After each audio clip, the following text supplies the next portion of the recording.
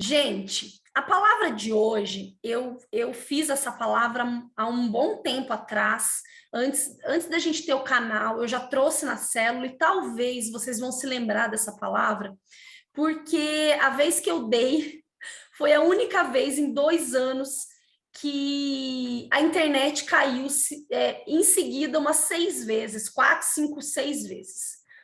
E é uma palavra que é tão engraçado, porque eu também fui pregar na igreja e, assim, absurdamente, a maioria dos obreiros, nunca aconteceu isso na igreja, a maioria dos obreiros teve um impedimento, não conseguiu comparecer na igreja.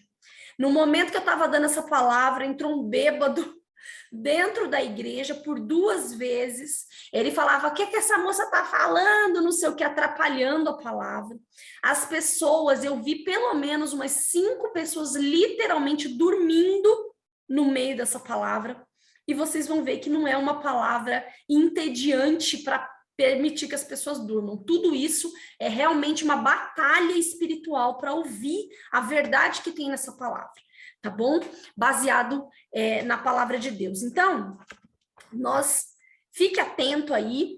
Eu quero só fazer uma oração rapidinho para quem vai ouvir depois isso aqui pelo YouTube. Pai, em nome de Jesus, eu quero colocar cativo a ti todo pensamento à obediência de Cristo. Todo pensamento, as nossas mentes, os nossos corações estão cativos agora, Senhor.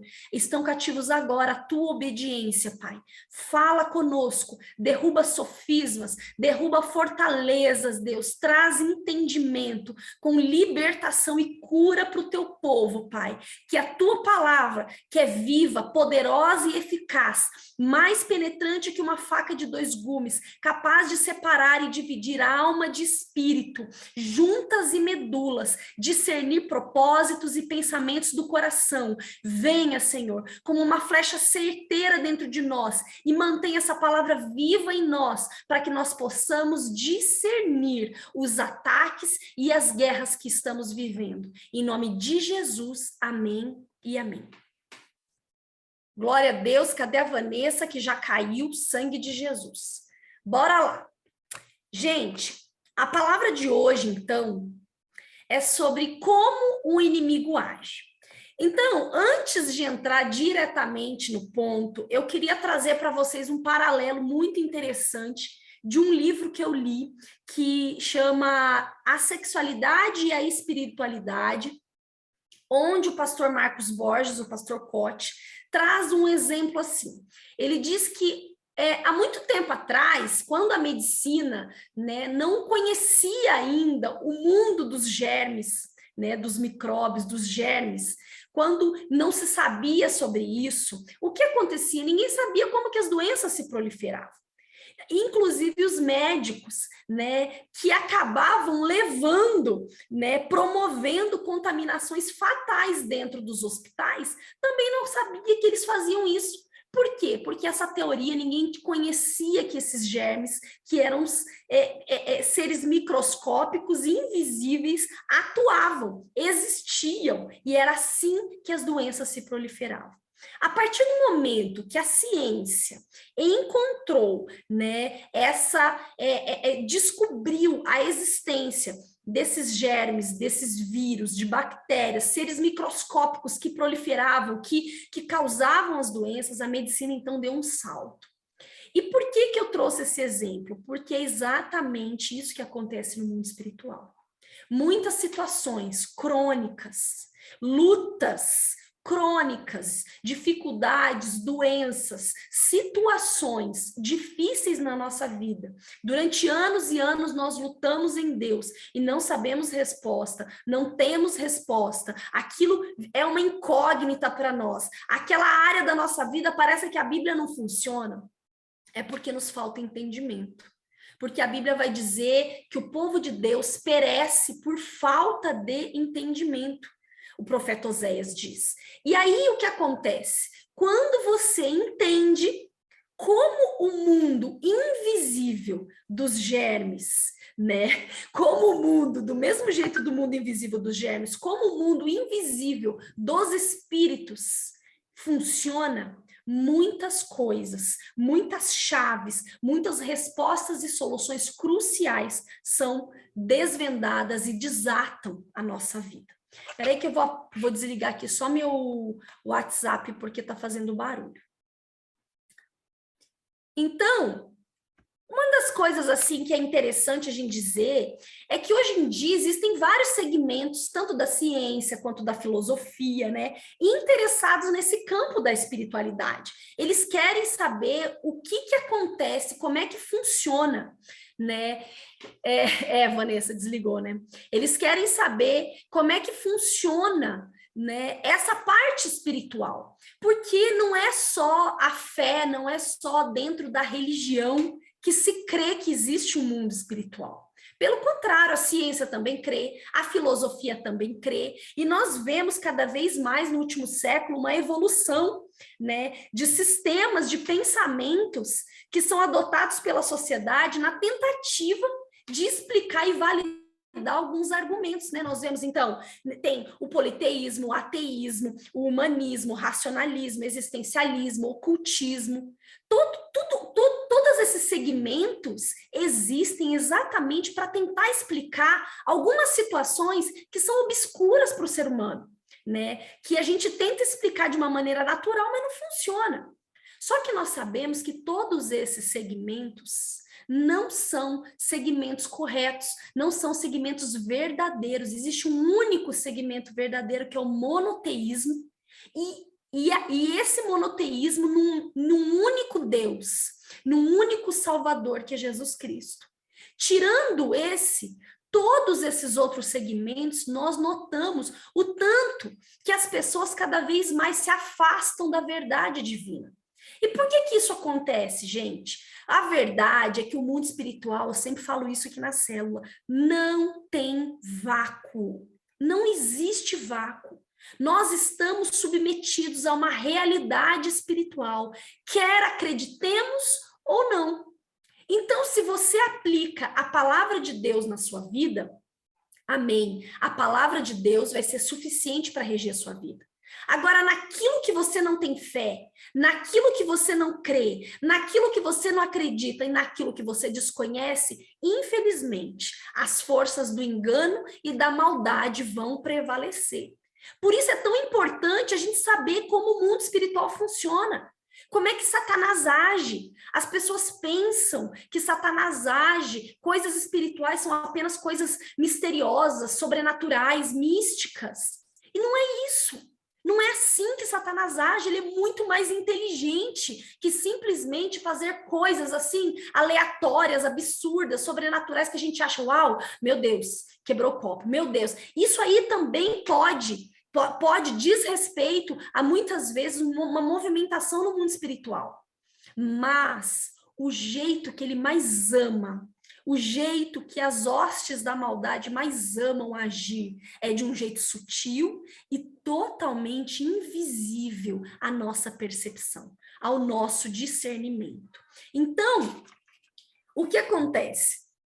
Uma verdadeira espiritualidade, uma verdadeira realidade espiritual tem que estar pautada nas verdades bíblicas. É só assim. O problema é que, como nós estamos aqui no Brasil, né, o povo, né, ocidental, infelizmente, olha aí, a Camila caiu agora, a Vanessa caiu primeiro, agora a Camila, vocês estão vendo, né, como é que funciona. O que acontece é que o nosso país, o nosso Brasil, infelizmente, herdou uma religião, herdou um cristianismo totalmente distorcido. Por quê? Porque vieram para cá os portugueses trazer um catolicismo mistificado, um catolicismo muçulmanizado. Não sei se vocês sabem, mas o que aconteceu antes dos portugueses virem catequizar o nosso Brasil, né? A Península Ibérica, que é Portugal e Espanha, ficaram muitos anos, não sei se 400 anos, sob o domínio dos mouros. Os mouros são aqueles povos muçulmanos, aqueles povos árabes. E aí hoje você vê o catolicismo que é apresentado, que foi apresentado para o nosso país, foi um catolicismo totalmente distorcido.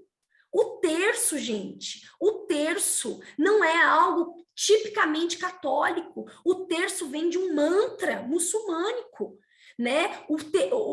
As vestes do Papa, que tem aquelas inscrições em árabe, vieram sob uma forte influência dos mouros daquela época. Então, hoje, as pessoas que são católicas, elas têm um cristianismo misturado, muita coisa que não é bíblica. E por que Satanás faz isso? Porque ele ama fazer isso, né? A Bíblia vai dizer que uma única mosca que cai dentro de um vidro de perfume, ela estraga o perfume todo. E Satanás muitas vezes faz isso. Ele pega uma verdade de Deus e coloca um engano ali dentro. E aquilo fica tudo corrompido. E assim que nós precisamos prestar muita atenção, nós precisamos conhecer a palavra, né? É lógico que a gente não pode satanizar tudo, não podemos espiritualizar tudo, mas satanizar tudo, mas, gente, ignorar, né? Ignorar uma ação demoníaca pode ser tão desastroso quanto supervalorizá-la, né? Ignorar a ação do inimigo, porque, gente, se a gente for parar para pensar, o mundo espiritual precede o natural muito. Já existia o mundo espiritual antes de existir mundo. Já existia céus, já existiam anjos. Já teve uma rebelião nos céus antes de Deus criar o mundo e criar o homem. Então, é muita ignorância e até mesmo infantilidade nossa como cristãos achar que nós podemos ficar num lugar neutro. É impossível. Impossível. Porque o mundo espiritual já é pré-existente ao mundo natural. Nós nos submetemos a leis espirituais, quer creiamos, quer não. Não existe essa coisa de, eu não acredito, não pega em mim. É a mesma coisa da pessoa falar, olha, eu quero... não, eu não acredito na lei da gravidade. Vou pular daqui, não vai acontecer nada comigo. Ela pode desafiar a lei da gravidade. Ela pode pular de um prédio e desafiar, que sabe o que vai acontecer? Ela vai se estabanar lá no chão. Ela morre. Por quê? Porque não adianta. É a mesma coisa com princípios e leis espirituais. A pessoa pode não crer, mas ela está submetida. Porque o universo inteiro, céus e terra, humanos e toda a criação está submetida a uma realidade espiritual, porque a realidade espiritual, quem cuida, quem mantém tudo nesse universo, é essa palavra aqui. Está tudo aqui. Aqui está escrito que o Senhor sustenta todas as coisas na palavra do seu poder. E todos nós, humanos, anjos, demônios, seres espirituais, seres naturais, criação, criaturas, todos estão submetidos a ela. Vamos ler a palavra de Deus em 2 Coríntios 4:18. Abra aí na sua Bíblia. 2 Coríntios 4:18.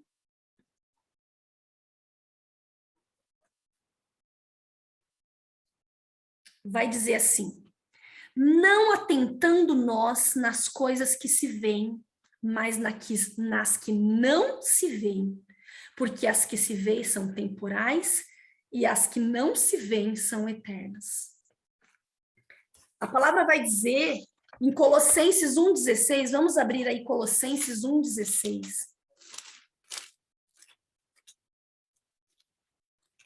1:16 diz assim: pois nele foram criadas todas as coisas, nos céus e sobre a terra, as visíveis e as invisíveis, sejam tronos, sejam soberanias, quer principados, quer potestades, tudo foi criado por meio dele e para ele. Isso significa que tronos, principados, potestades, que nada mais são do que anjos fora da posição em Deus, porque os céus, a Bíblia fala, o exército dos filhos de Deus. Os céus são exércitos. Deus fez os anjos com toda uma disposição, como uma organização militar lá em cima. E quando Satanás, Lúcifer, que é Satanás, arrasta 1/3 desses anjos, ele também faz uma organização militar, porque, afinal de contas, a vida de Lúcifer é imitar a Deus Pai. O tempo todo ele fica querendo ser igual. Mas ele não é protagonista de nada, porque nós já vimos aqui que a verdadeira e única fonte de soberania, autoridade e poder é dado ao Criador dos céus e da terra. Ele é a fonte. Satanás é criatura.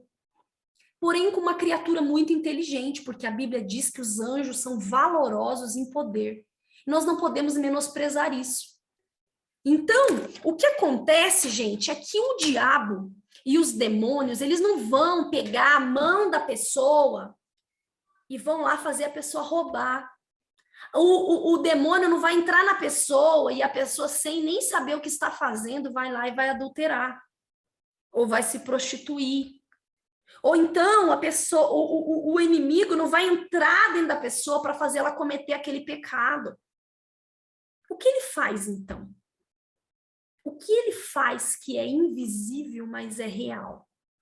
Ele causa desordens. Só que antes dele causar uma desordem espiritual,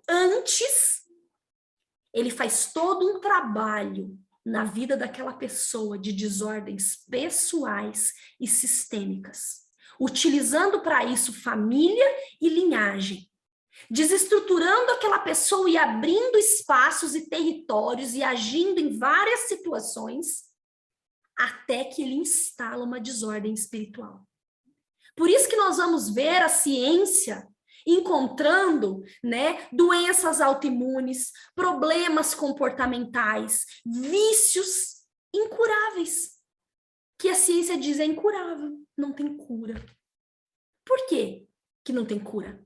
Porque a ciência insiste em tentar resolver problemas espirituais de modo natural, físico. E a ciência sempre vai chegar num beco sem saída.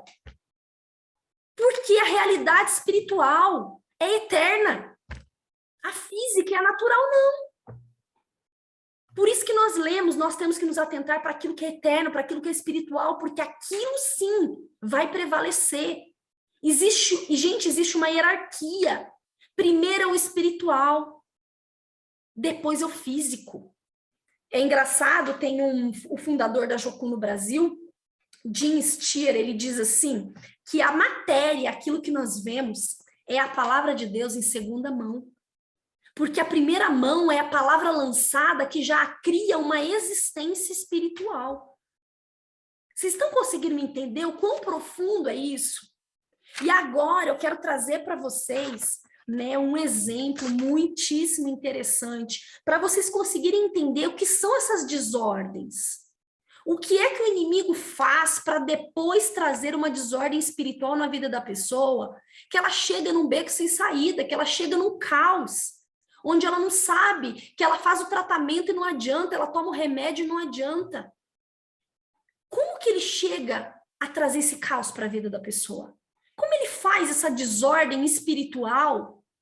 Como é que ele faz essas desordens pessoais internas e sistêmicas? Como? Eu vou explicar para vocês num exemplo, tá bom? Veja que nesse livro que eu li, que eu falei para vocês aí, A Espiritualidade e a Sexualidade, conta a história de uma moça em atendimento que ela já estava totalmente masculinizada, ela já optou pelo lesbianismo, e quando quem estava atendendo ela, o pastor que estava atendendo ela, foi buscar o histórico, a origem de tudo isso, ele descobriu que ela foi sistematicamente abusada na infância.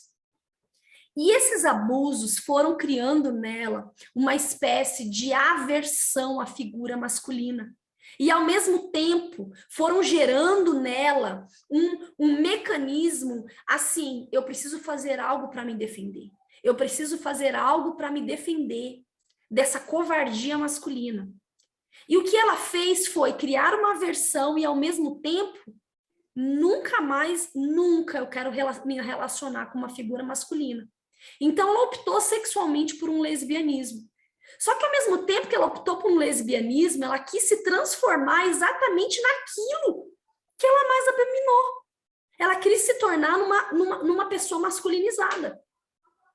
E sem tomar hormônio, sem nada, essa moça que foi abusada desde criança, e já na adolescência, pré-adolescência, já tendenciou para o lesbianismo, ela nunca menstruou. Com 30 anos, ela aceitou Jesus e ela começou um processo de cura e de libertação em Deus, em entendimento. Entendimento através da palavra. O poder está na palavra e a Bíblia vai dizer que conhecereis a verdade vos libertará. E essa moça foi sendo liberta, e foi sendo curada, e foi sendo liberta, e foi sendo curada. E o que aconteceu depois dos 30 anos? Ela menstruou pela primeira vez. Vocês entendem? Vocês entendem que primeiro a gente tem que focar no espiritual para depois ver o natural? Porque alguns caos naturais são fruto de uma desordem espiritual, porque já tinha sido instalado antes todo aquele caos. Então, o que acontece? A situação orgânica dela não menstruar, nada mais era que efeitos colaterais de uma desordem espiritual, já instalada há muitos anos. E hoje eu vou mostrar para vocês o versículo-chave dessa palavra que eu quero trazer aqui. O versículo-chave dessa palavra está em Efésios 2:2. Abram comigo lá, Efésios 2:2, por gentileza.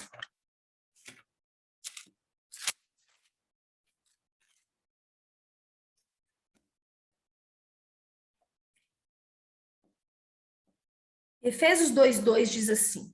Vou ler o 1 e vou ler o 2, tá bom? Mas é o 2 que a gente vai se atentar.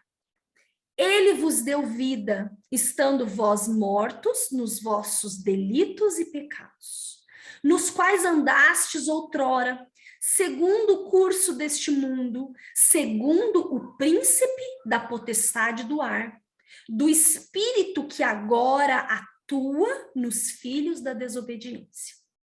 Vejam, aqui a Bíblia diz segundo o príncipe da potestade do ar, né? Príncipe, essa palavra príncipe no grego é archon, que significa governador, comandante, chefe, líder. Refere-se então a uma organização militar que existe no mundo espiritual de seres invisíveis que interferem na realidade humana, que interferem no nosso natural. Então, quando você vai para essa palavra e você vê, olha, segundo o curso deste mundo, o mundo todo está no curso deste príncipe que governa, que é da potestade do ar. Como é que Satanás, de repente, virou príncipe desse mundo? Por que é que ele chega diante de Jesus no deserto e fala, olha, tá vendo todos os governos, todos esses reinos? Se você, Jesus, se prostrado me adorar, eu te dou tudo. Como é que Satanás virou simplesmente dono de tudo? Ele é usurpador desde o princípio. Quando nós vamos estudar e nós vamos ver que os dinossauros existiram muito antes, né, da humanidade, nós vamos entender, estudando a fundo lá o livro de Jó, nós vamos ver que a palavra lá em Jó diz que os filhos de Deus, os anjos, rejubilaram e cantaram e se alegraram diante da beleza daquilo que o Senhor criou, que foi a terra. E aí a gente lê em Gênesis que a terra estava sem forma e vazia, e o Espírito de Deus pairava sobre as águas. Parece uma coisa meio incoerente, né? Como é que os anjos estavam todos exaltados, assim, animados, assim, admirados com a beleza? E lá em Gênesis fala que estava tudo daquele jeito. Por quê, gente? Já existia um mundo antes, né? Gênesis é o início da humanidade. É o início de homem, Adão e Eva, o primeiro homem, a primeira mulher, mas lá atrás já existia o mundo que Deus fez, enquanto só existiam os anjos. Mas teve uma rebelião nos céus, onde Lúcifer e 1/3 dos anjos foi expulso, e eles vieram para a terra e destruíram a terra. E o Senhor faz o homem para tomar o domínio da terra, tanto é que o Senhor faz o homem e dá uma ordem para Adão, dominar e sujeitar e tudo. Só que a partir do momento que o homem cai na lábia da serpente, Por óbvio que Satanás, vendo que Deus tinha feito um plano para fazer o mundo todo lindo de novo e colocar alguém para cuidar, dominar e sujeitar tudo, Satanás queria de volta. Ele quis usurpar de novo esse lugar. E ele conseguiu. Ele conseguiu quando ele insistiu com Eva, dizendo, olha, com certeza você não vai morrer. Com certeza, duvidando, ele sempre faz isso conosco. Ele sempre põe dúvidas no nosso coração e na nossa mente sobre o caráter de Deus. É essa a função dele, o usurpador. E ele usurpou de novo, quando Eva obedece à voz de Lúcifer e desobedece à voz do Pai. É como se o homem tivesse entregue nas mãos de Satanás, né? É como se Satanás tivesse roubado, usurpado de novo aquele governo, aquele domínio. E é por isso que lá no Novo Testamento ele fala para Jesus, olha, se prostrado me adorares, eu te dou tudo isso. É por isso que aqui em Efésios diz, olha, segundo o curso deste mundo, segundo o príncipe da potestade do ar. Ele é príncipe, ele é líder. Ele é líder desse exército que governa este mundo. E aqui, quando nós vamos ler o espírito que agora atua nos filhos da desobediência, atua, em algumas Bíblias vai dizer opera. Quando você vai no verbo grego, nesse verbo, o original do grego é energel, que significa energizar. Grave isso na sua cabeça para você nunca mais esquecer. Significa invisivelmente ativo ou remotamente eficiente. É assim que Satanás age. Ele é ativo, mas de forma invisível. Remotamente, mas eficiente. É assim que ele age na nossa vida. Ele não age na frente dos palcos. Ele sempre age por trás dos bastidores. Ele se aproveita da ignorância do cristão, dos filhos de Deus. Ele se aproveita da nossa carne pecaminosa. E ele vai nos conduzindo, nos levando, a fim de que nós demos espaço, território para ele. Quando a Bíblia diz aqui, olha, que agora opera nos filhos da desobediência, os filhos da desobediência é uma jurisdição onde ele trabalha invisivelmente. É um território. São pessoas, nós somos casa, templo do Espírito. Nós somos território do Espírito Santo de Deus. Existem pessoas e lugares e situações na nossa vida de pecado que nós cedemos um pedaço de nós, um pedaço do nosso território, para que Satanás possa atuar. Ele nunca vai entrar na nossa vida sem permissão, nunca. Porque a Bíblia diz que a maldição sem causa não encontra pouso. Quando o apóstolo Paulo, lá em Efésios 4:27, vai dizer assim, 4:27, nem deis lugar ao diabo.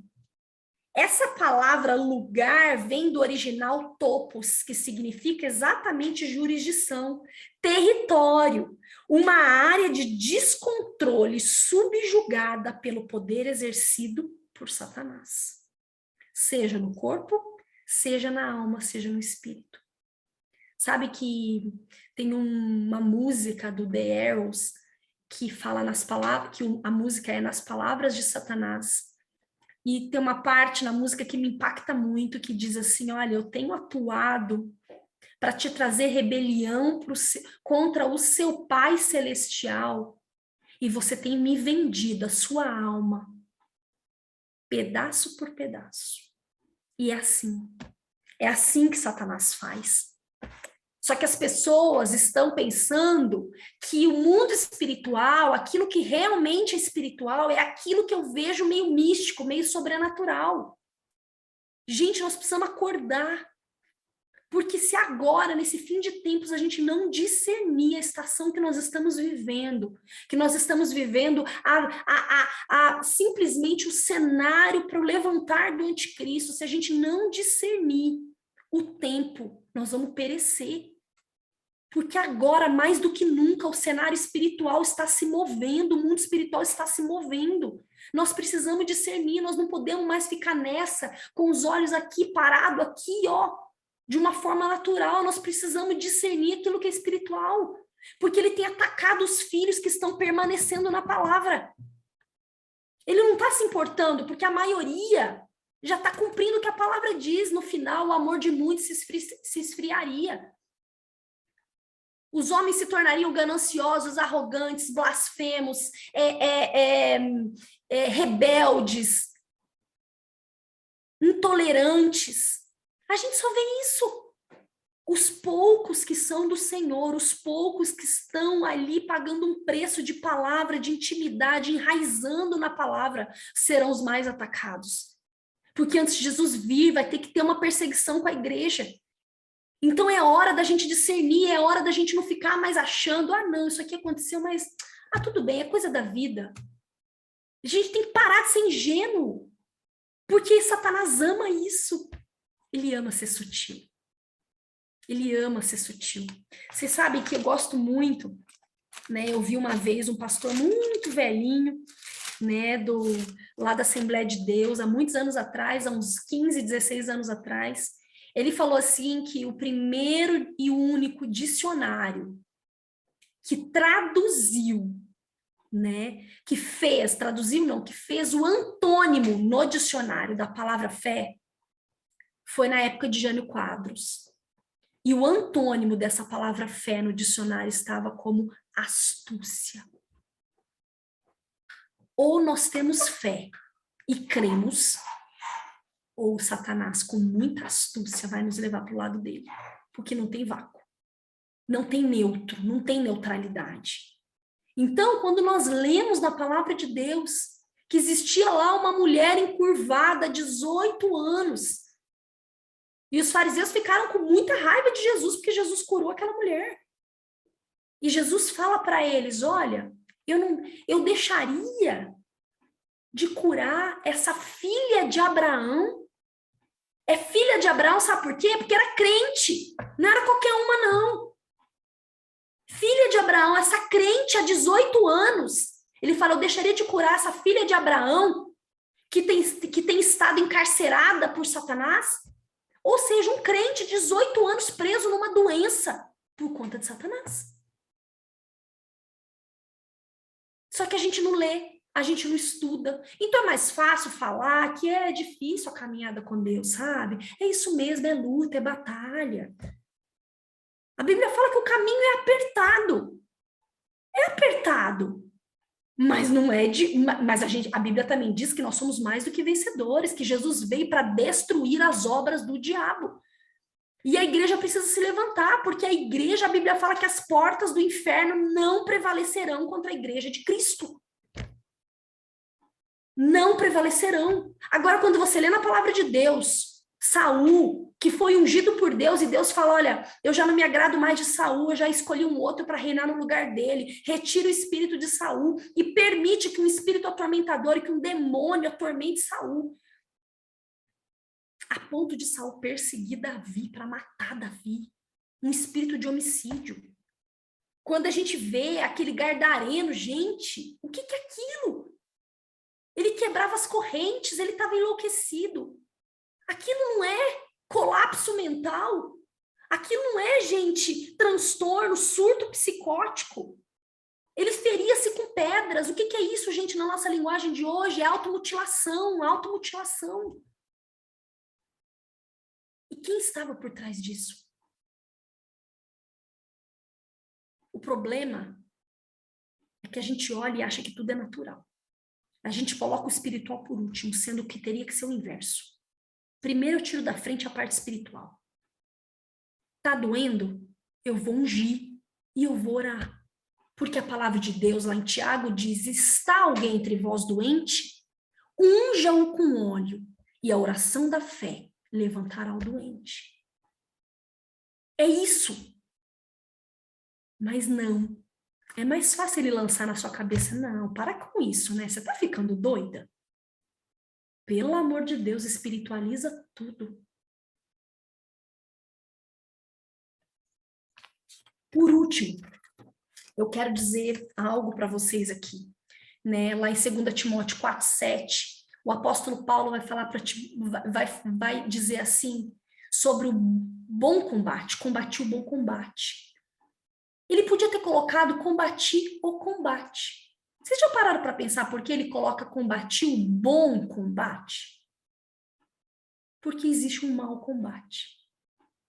Existe um combate que cristãos combatem da forma errada.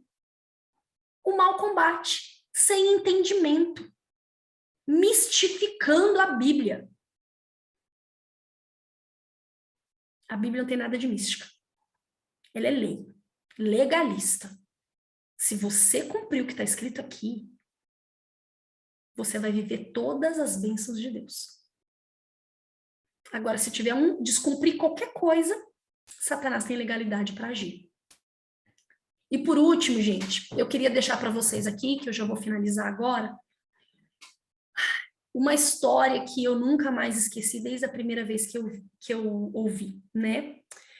O Charles Spurgeon, com certeza vocês já ouviram falar nele, foi um reformador inglês, né? Muito conhecido, muita gente ama as ministrações, as pregações dele, se inspira. Ele conta de uma história verídica que aconteceu com ele, muito interessante. Certa vez ele foi chamado para orar por uma senhora da igreja dele, né, muito humilde, que estava passando por uma situação terrível de miséria, fome e doença. E essa mulher estava na cama e pediram para ele ir orar por ela. Ele andou muito, muito, muito, chegou nesse lugar para orar por essa senhora, uma casa assim, e aquela mulher passando muita dificuldade, muita mesmo, em cima daquela cama, sem comida, sem quase nada. E quando ele entrou naquela casa, uma coisa chamou muita atenção dele, porque na sala tinha um quadro, como esse quadro aqui, ó, mas menor. Tinha, na verdade, um papel enquadrado, era um quadro. E ele se aproximou do quadro para ver, né, que quadro era aquele, que papel era aquele que estava lá. E ele leu aquilo e ele ficou impressionado e ele perguntou para a senhora, falou, que é isso? Ela disse, eu trabalhei muitos anos por uma patroa muito amorosa e caridosa. Ela foi tão boa comigo, pastor, tão boa. Essa senhorinha que estava aí, que está aí de cama, que é da igreja, ela era analfabeta, tá, gente? Só esse parênteses aí. E ela contou, falou, e a minha patroa era tão boa, só que daí ela morreu, acabou falecendo, e ela me deu esse papel, e eu pedi para colocar essa moldura, para sempre me lembrar dela.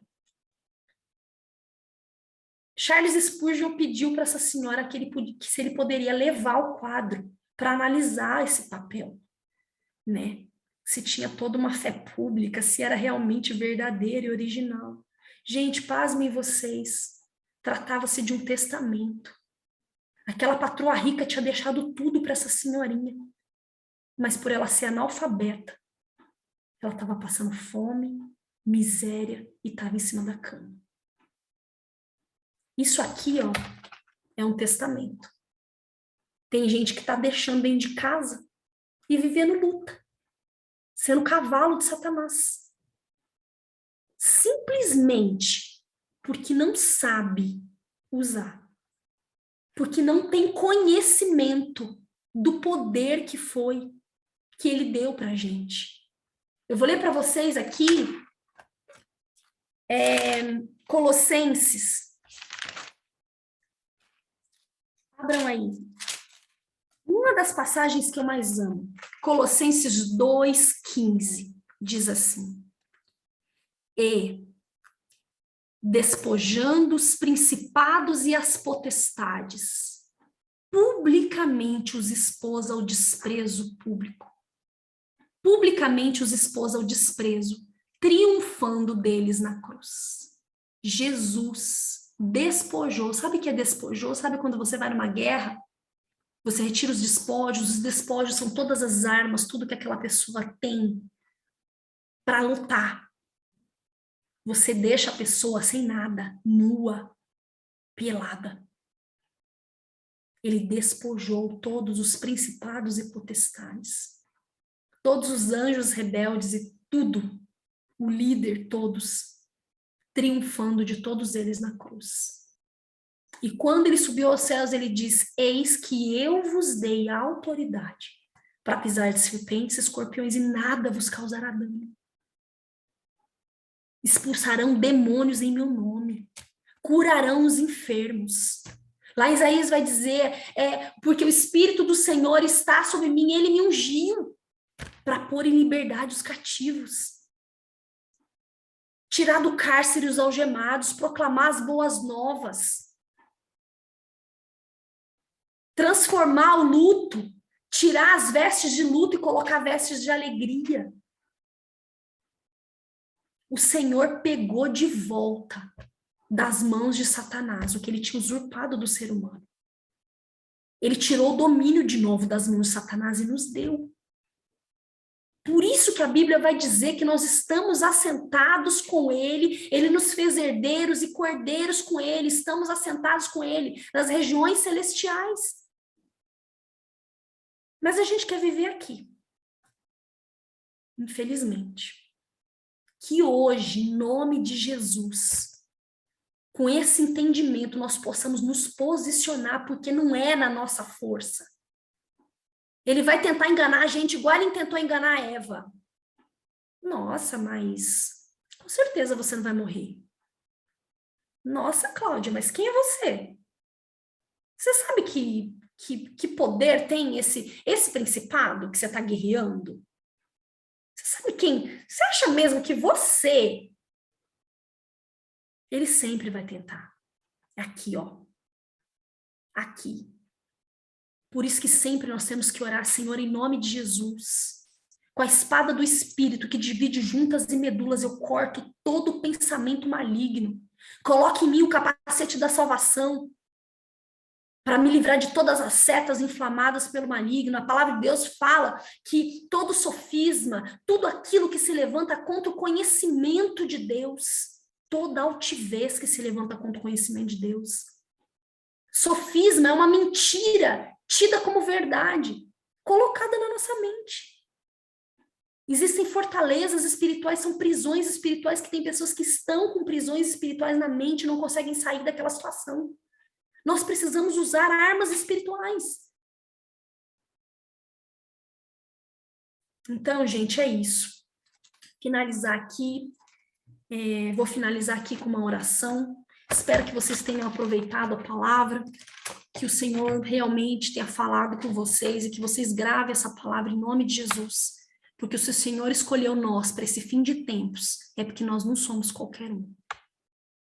Ele nos deu autoridade. Nós somos peças-chaves nesse final de tempos. Nós precisamos nos tocar com relação a isso. Precisamos nos movimentar conforme Ele nos direciona, com as pessoas que Ele nos direciona. Porque a maioria da igreja está dormindo. Com muita tristeza e pesar eu digo isso, a maioria está dormindo. Eu preguei essa palavra domingo. Tinha gente que caía a cabeça assim. Sabe o que é isso? É quando isso daqui, ó, tá totalmente na mão. A mente é um fantoche na mão de Satanás. A pessoa não consegue manter cativa a mente, a obediência de Cristo. Ele rouba a palavra. Ele rouba o que Deus está falando. Amém? Então, em nome de Jesus, vou fazer uma oração. Pai amado, Pai querido, em nome de Jesus, liberada essa palavra está, Senhor. Para todos que vão ouvir na internet, que ouviram aqui, nesse grupo. Eu quero te pedir, Senhor, que o Senhor cubra todos nós, os nossos familiares, filhos, nossos bens, os nossos animaizinhos, tudo que nós amamos e que o Senhor nos deu com o sangue do Cordeiro. Nesse momento, nos coloca, Senhor, debaixo das tuas asas, a sombra do Onipotente. Nos cobre, Senhor, em nome de Jesus. Coloca, reveste-nos com a tua armadura que diz em Efésios 6, Senhor. E nos ajuda, Pai, que a nossa mente seja cativa a Ti e que o Teu Santo Espírito fale com liberdade na mente, no nosso coração, em nome de Jesus. Em nome de Jesus, fala no nosso coração. Situações de desordens que estão acontecendo na nossa vida, Pai.